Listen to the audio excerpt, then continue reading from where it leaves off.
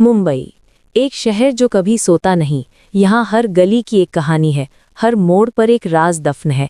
लेकिन इस शहर की सबसे अजीब कहानी वो नहीं है जो अखबारों में छपती है, वो कहानी है जो छपने से पहले ही दबा दी जाती है। एक पुराना काला सफ़ेद फोटो धीरे धीरे रंगीन होता है। डोंगरी की गली, एक छोटा लड़का, नंगे पांव, आंखों में एक अजीब सी चमक। ये कहानी एक पुलिस वाले के बेटे की है, एक ऐसे बेटे की जिसने अपने बाप की वर्दी को शर्मिंदा किया, एक ऐसे इंसान की जो कभी स्कूल में अंग्रेजी सीखता था और आगे चलकर दुनिया की भाषा सिखाने लगा। वो भाषा जिसका नाम है खौफ। वो घर जहाँ से सब शुरू हुआ, 1955 का रत्नागिरी, एक छोटा सा कमरा, दीवारें गीली, छत से पानी टपकता हुआ, कोने में नमाज की चटाई। 26 दिसंबर 1955, महाराष्ट्र के रत्नागिरी जिले में इब्राहिम कास्कर के घर एक बच्चे की किलकारी गूंजती है। इब्राहिम कास्कर का चेहरा थका हुआ, लेकिन आंखों में रोशनी। वो अपने नवजात बेटे को गोद में उठाते हैं। इब्राहिम कास्कर, मुंबई पुलिस में हेड कांस्टेबल, एक ऐसा इंसान जिसकी तनख्वाह कम थी लेकिन ईमान पूरा था। 5 वक्त का नमाजी, हर किसी का भरोसेमंद। और इस बच्चे का नाम रखा गया दाऊद इब्राहिम कास्कर। परिवार मुंबई आता है। डोंगरी की तंग गली, ऊपर से एक दूसरे को छूती हुई इमारतें, नीचे बच्चों का शोर। रत्नागिरी से मुंबई का सफ़र। डोंगरी, वो इलाका जहां हर घर में कम से कम 12 लोग रहते हैं, जहां जगह कम होती है लेकिन ख्वाब बड़े होते हैं। इब्राहिम कास्कर बच्चों को पढ़ाते हुए, दाऊद एकमात्र बच्चा जो अंग्रेजी स्कूल जाता है। इब्राहिम कास्कर के 11 बच्चे थे, 7 बेटे, 4 बेटियां। इतने बड़े परिवार में एक पुलिस वाले की तनख्वाह से गुजारा करना किसी जंग से कम नहीं था। लेकिन उन्होंने एक बात ठान ली थी। इब्राहिम कास्कर दाऊद के सिर पर हाथ रखते हैं। दाऊद की आंखें स्कूल बैग की तरफ देखती हैं, लेकिन उसकी नज़र खिड़की के बाहर गली में खेलते बच्चों पर है। दाऊद को अंग्रेजी स्कूल में पढ़ाएंगे, क्योंकि एक फ़कीर बाबा ने एक बार कहा था, इब्राहिम, तेरा दूसरा बेटा एक दिन बहुत बड़ा आदमी बनेगा, बहुत पैसे वाला। बाबा ने बड़े की बात कही थी, पर शायद कैसे ये नहीं बताया था। स्कूल का दरवाज़ा, दाऊद अंदर जाता है, लेकिन उसकी नज़र गली के उस कोने पर है जहाँ कुछ लड़के किसी को घेरे हुए हैं। दाऊद पढ़ने गया ज़रूर था, लेकिन उसका असली पाठशाला गली थी। 1966, इब्राहिम कास्कर के चेहरे पर परेशानी, एक कागज़ उनके हाथ में, सस्पेंशन ऑर्डर। 1966, एक high profile murder case. Ibrahim Kaskar और उनके साथियों ने केस सुलझाने की कोशिश की, लेकिन सुलझा नहीं पाए, और नतीजा सस्पेंशन। घर में रोटी कम। दाऊद की माँ अमीना भी आटे का डिब्बा देखती हैं, खाली। वो खिड़की के पास बैठकर रोती हैं। उस दिन से घर में रोटी की तंगी आ गई, और दाऊद ने पहली बार महसूस किया, गरीबी से बड़ी कोई बेइज्जती नहीं होती। यही एहसास उसकी पूरी जिंदगी का ईंधन बन गया। 14 साल का दाऊद गली में एक बुजुर्ग आदमी का पर्स खींचता है और भागता है, लेकिन पकड़ा जाता है। 14 साल, पहली चोरी, पकड़ा गया। और उस दिन इब्राहिम कास्कर ने अपनी पुलिस की बेल्ट से अपने ही बेटे की पिटाई की। इब्राहिम कास्कर की आंखें, उनमें शर्म है, दर्द है, लेकिन दाऊद की आंखें, उनमें सिर्फ एक जिद है। पिटाई से दर्द हुआ, लेकिन जिद नहीं टूटी, क्योंकि दाऊद के दिल में एक सवाल घर कर गया था, जो सीधे रास्ते पर चलते हैं उन्हें भूखा क्यों सोना पड़ता है। बासु दादा का ठिकाना, एक बड़े कमरे में बैठा मोटा सा आदमी। दाऊद दरवाजे पर खड़ा है, झिझकता है, फिर अंदर चला जाता है। इसी दौरान दाऊद की मुलाकात हुई बासु दादा से, डोंगरी का लोकल डॉन, छोटे मोटे गुनाहों का उस्ताद। दाऊद उसकी गैंग में शामिल हो गया। मोहत्ता मार्केट, दाऊद और उसके दोस्त एक चमकती हुई रोलेक्स घड़ी दिखाते हैं। खरीदार पैसे देता है, बाद में पता चलता है घड़ी नकली थी। नकली घड़ियां, नकली सामान, असली ठगी, यही उसका पहला बिजनेस था। बासु दादा एक दिन दाऊद के पिता और भाई शब्बीर को गाली देता है, सबके सामने। लेकिन एक दिन कुछ ऐसा हुआ जिसने दाऊद की रगों में आग भर दी। बासु दादा ने उसके पिता को, एक ईमानदार पुलिस वाले को, सरेआम अपमानित किया। दाऊद का चेहरा, पहली बार असली गुस्सा, आंखें संकरी, जबड़ा भिजा हुआ। उस दिन दाऊद ने एक फैसला किया, जो मेरे बाप की इज्जत नहीं कर सकता, उसके नीचे काम नहीं करूंगा। और बासु दादा का साम्राज्य वो धीरे धीरे खत्म कर दिया। बासु दादा हैदराबाद भाग जाता है। दाऊद और शब्बीर एक दूसरे को देखते हैं। बासु दादा गया। अब मैदान थोड़ा खाली था और दाऊद के दिमाग में एक नया नक्शा बन रहा था। हाजी मस्तान का बंगला, चमकती गाड़ियां, हाजी मस्तान, सफ़ेद कपड़े, सफ़ेद बाल, एक दरबार जैसा माहौल। उन दिनों मुंबई पर 3 नाम छाए हुए थे। हाजी मस्तान कभी कुली था, अब स्मगलिंग का बादशाह। करीम लाला, पठान गैंग का सरदार, मुंबई की गलियों का असली खौफ। वरदाराजन मुदलियार, तमिल डॉन, शराब और दबदबे का माहिर। तीनों डॉन एक नक्शे के इर्द गिर्द बैठे हैं, मुंबई को बांट रहे हैं बिना किसी लड़ाई के।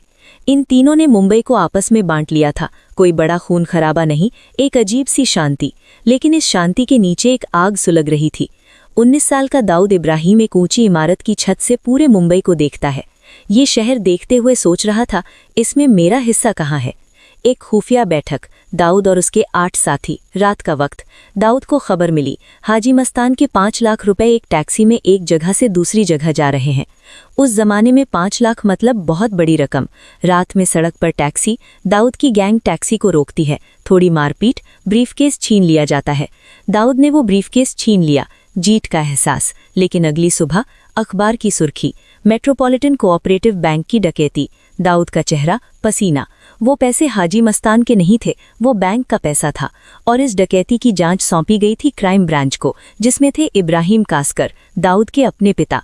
इब्राहिम कास्कर की मेज पर फाइल खुलती है, उसमें उसके बेटे का नाम। वो फाइल बंद करते हैं, फिर धीरे से उठते हैं। उस रात इब्राहिम कास्कर घर आए, कुछ नहीं बोले, बस दाऊद को अपनी बेल्ट से पीटते हुए थाने ले गए। थाने में दाऊद सिर झुकाए खड़ा है, पिता उसके सामने, आंखें गीली लेकिन आवाज कड़ी। इब्राहिम कास्कर, ये दिन देखने के लिए नहीं पाला था तुझे। दाऊद ने माफी मांगी। केस में नरमी हुई क्योंकि पिता ने खुद सरेंडर करवाया था। कुछ दिनों में रिहाई हो गई। दाऊद जेल से निकलता है, पिता पीछे खड़े हैं। दाऊद एक पल रुकता है, पलट कर देखता है। पिता की आंखों में उम्मीद है। पिता को लगा शायद सबक मिल गया, लेकिन दाऊद को मिला था सिर्फ एक सबक, अगली बार गलती मत करना। दाऊद सड़क पर चलता है, उसके कदम तेज हैं, आंखें आगे हैं। और उसी वक्त पुलिस ने भी एक हिसाब लगाया। ये लड़का अगर दुश्मन बना तो खतरा है, अगर दोस्त बना तो हथियार। एक सीनियर पुलिस अफसर दाऊद के सामने एक डील रखता है। डील हुई, दाऊद पठान गैंग की खबरें पुलिस को देगा, बदले में उसके छोटे मोटे गुनाहों पर आंखें मूंद ली जाएंगी। दाऊद मुस्कुराता है, एक ठंडी हिसाबी मुस्कान। इस मुस्कान का मतलब पुलिस नहीं समझ पाई। दाऊद ने सोचा था, मैं इन्हें इस्तेमाल करूंगा जब तक काम हो। 1970 का दशक। दाऊद और शब्बीर एक कमरे में बैठे हैं, उनके सामने मुंबई का नक्शा। दाऊद और उसका बड़ा भाई शब्बीर, दोनों अब एक नया कदम उठाने वाले थे। उनके साथ थे खालिद पहलवान, बासुदादा के पुराने आदमी।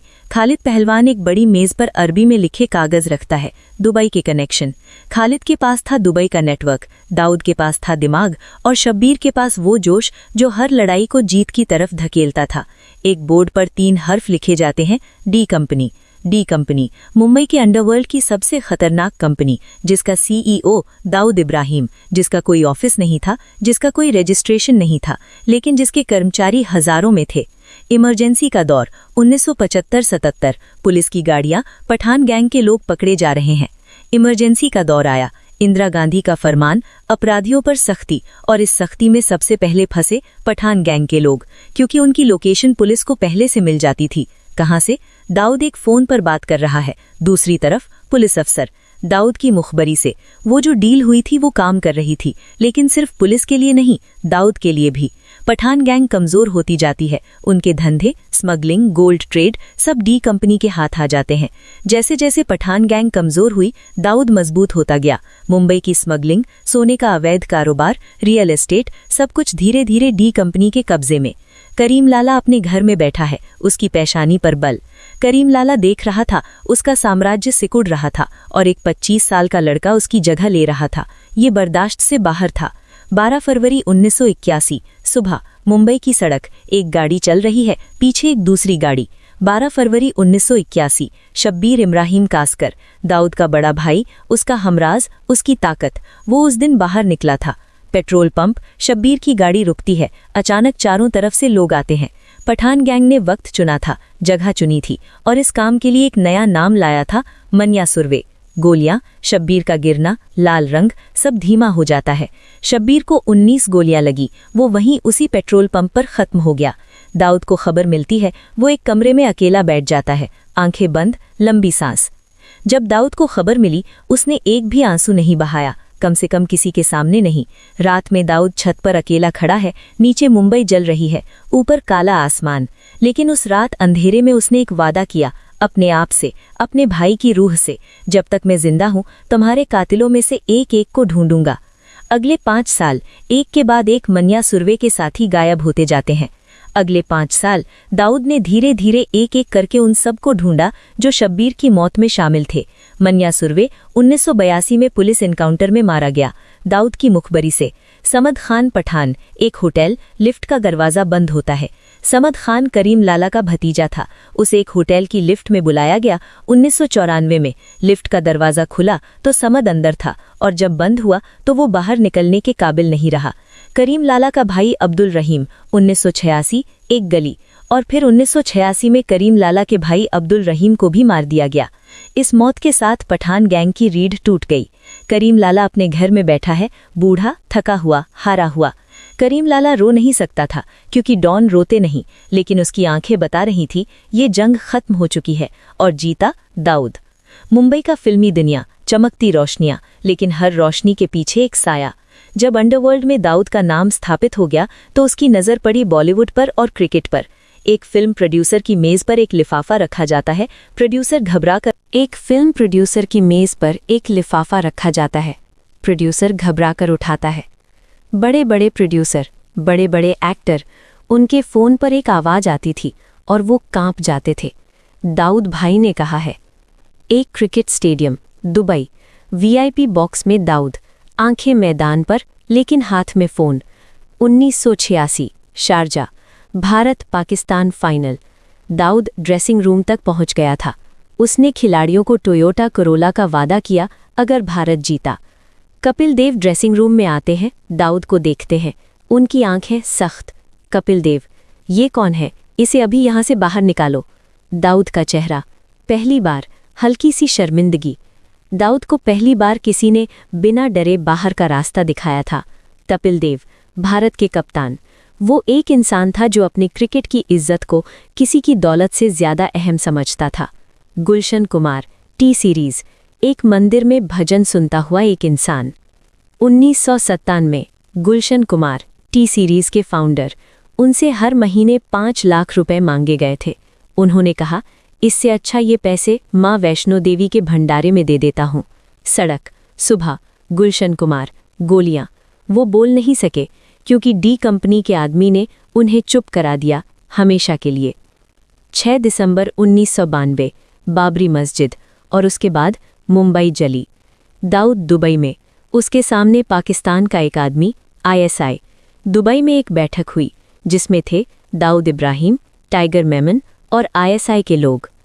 जनवरी 1993, गुजरात के तट पर रात में नाव, RDX, हथियार। जनवरी 1993 में पाकिस्तान से RDX आया गुजरात के रास्ते और अबू सलीम, दाऊद का सबसे भरोसेमंद, उसे मुंबई तक पहुंचाया। 12 मार्च 1993, दोपहर, मुंबई के अलग अलग हिस्से, एक के बाद एक धमाके। 12 मार्च 1993, दोपहर, 2 घंटे 10 मिनट, 12 धमाके, 257 लोगों की मौत, 700 से ज़्यादा घायल। ये सिर्फ एक धमाका नहीं था, ये एक इंसान की अंदर की तमाम हवस का सबसे भयानक नतीजा था। दाऊद दुबई में खबर सुनता है, एक पल चुप रहता है। बाद में बताया गया, दाऊद को उम्मीद नहीं थी कि इतने लोग मरेंगे, लेकिन क्या इससे कोई फ़र्क पड़ता है? जो तूफ़ान उठाया था वो उसी का था। दाऊद कराची में, एक बड़ा सफ़ेद घर, व्हाइट हाउस, लेकिन दरवाजे बंद। आज दाऊद इब्राहिम कहाँ है? कोई नहीं जानता। कराची शायद, दुबई शायद, UN का दफ्तर, एक लिस्ट, ग्लोबल टेररिस्ट, दाऊद का नाम। यूनाइटेड नेशंस ने उसे ग्लोबल टेररिस्ट घोषित किया। अमेरिका ने $25 मिलियन का इनाम रखा। फोर्ब्स ने उसे वर्ल्ड्स 10 मोस्ट वांटेड में 3रा नंबर दिया। डोंगली की वही गली, वही तंग रास्ते, एक छोटा बच्चा नंगे पांव आसमान की तरफ देख रहा है। लेकिन इन सब खिताबों से परे एक सवाल रहता है।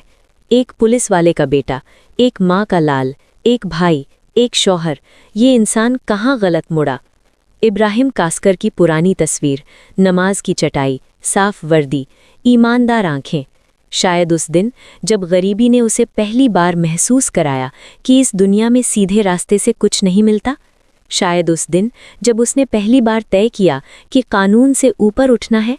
या शायद उस दिन जब उसने अपने भाई की लाश देखी और बदले को ही जीने का मकसद बना लिया। दाऊद की एक पुरानी तस्वीर, जवान, कुछ मांगती हुई आंखें।